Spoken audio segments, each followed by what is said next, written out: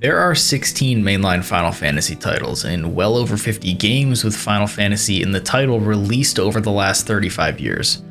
As a newcomer, it can appear daunting to decide on a starting point. In most cases, this franchise does not operate on a constant sequel basis and does not require you to start anywhere. Every mainline entry can be the right place to start. Final Fantasy XV was marketed with the tagline, "A Final Fantasy for fans and first-timers." However, in reality, this line can apply to any single entry. Final Fantasy has been back on the come-up for a while now. The next 2 years will be some of the most important in franchise history, and whether you are a longtime fan or have never played a Final Fantasy game before, you can have the same level of enjoyment. We are at a point in the industry right now where studios want big AAA games to expand to every medium and constantly feed you content. In some cases, it's going to work wonders, and in others, it's going to dilute the overall quality of the IP. Final Fantasy is becoming the benchmark for how to support an IP from all angles with content that's different enough with each release to keep things feeling unique. The backbone keeping all the ether flowing is Final Fantasy XIV and its Team Creative Business Unit 3. Final Fantasy went in two different directions post the launch of Final Fantasy VI. The team was split. Some went to work on Final Fantasy VII led by Kitase, and others went to work on Final Fantasy Tactics. The different teams formed from this split led to very different stylistic choices.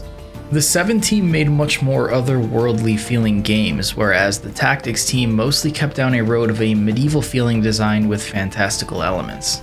VII's lineage led to another split, birthing Kingdom Hearts, which fell more in line with the kinds of Final Fantasy games Kitase was producing with his team, such as Final Fantasy X, Final Fantasy XIII, and later Final Fantasy VII Remake. Post-Vagrant Story was when Final Fantasy XII was released, which of course was an incredible influence on what would become Final Fantasy XIV. The fall and rise of 14 is instrumental in where the franchise has landed in 2022, and more importantly where it is headed. Yoshi-P stepped in to lead Creative Business Unit 3 to fully realize what an MMO can be and how it can break down walls in the genre. It was that exact level of competence that landed him and his team his first single-player mainline title, Final Fantasy XVI. If what you're after is a good story, then not only are all currently active Final Fantasy titles worth trying, but the story behind what it took to get them made almost measures up to the in-game narratives themselves. Final Fantasy VII has always been the most recognized game in the franchise.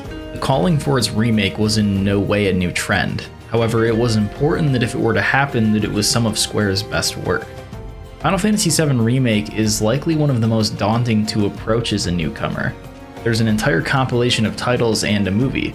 What's considered required reading has become unclear with the direction that it's being taken. The level of care being put into making sure this trilogy of new games is done right has made it easier than ever.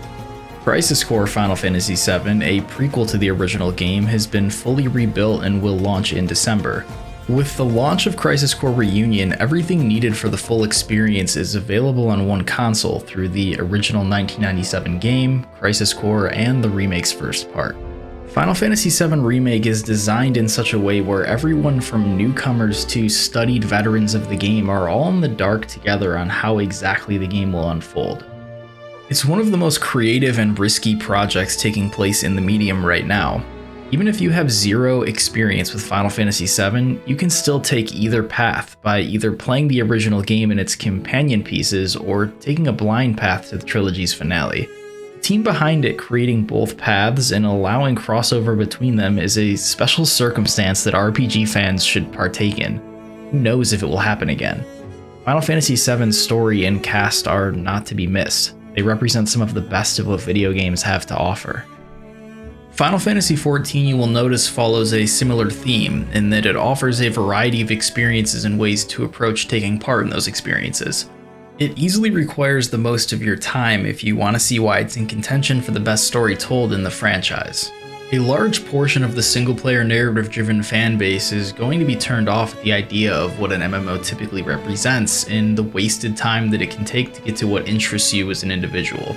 What makes 14 such an outside variable to those concerns is that the game's brilliant narrative can be seen through to the end with next to no interaction with the game's online-focused elements.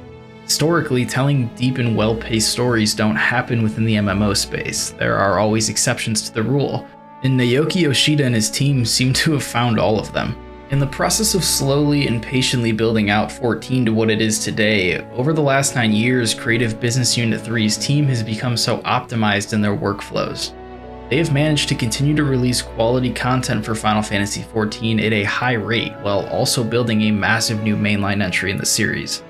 Final Fantasy XVI will be the first mainline title in a long time that has faced next to no mass adversity in its creation outside of standard challenges that are overcome in game development. If MMOs are not to your taste, you will surely still find the narrative-driven experience you seek in Final Fantasy XIV. It's a special state to be in when you can confidently wait for a game and be sure it will deliver based on the track record set by its creators. Fans called for Yoshi-P to be tasked with a new mainline game since he recovered 14. But the types of development troubles Final Fantasy games have had in the past while still coming out as great games make you wonder what a team is capable of when they don't have those types of hurdles to jump over. Final Fantasy XVI is that game, and it's going to be a very good starting point for many newcomers to Final Fantasy or JRPGs in general. The team behind 16 is from top to bottom carefully crafted in a way to bring some of the best writers, gameplay designers, and artists together in an attempt to deliver something truly groundbreaking in the genre. Each new trailer that is released for 16 oozes confidence and puts you in a state of ease for the future of the franchise. Every Final Fantasy game is very different from the next. New direction is what lets the franchise grow and move into new and interesting territory. Picking which title to start with can be a tough decision, but with each game comes a feeling, one that is almost indescribable at times. No matter how much they all differ from art style to gameplay to writing, the essence of what makes a Final Fantasy game special is always there somewhere. And that is where all of the games are connected. There has never been a more compelling time to jump into Final Fantasy. Be it the unique risk-taking happening in 7 Remake, the genre-defining moves being made in 14 with its story, or the culmination of 10 years of team development that will allow Final Fantasy XVI to thrive. Whatever you're looking for in RPGs, look no further than what's happening right now in Final Fantasy.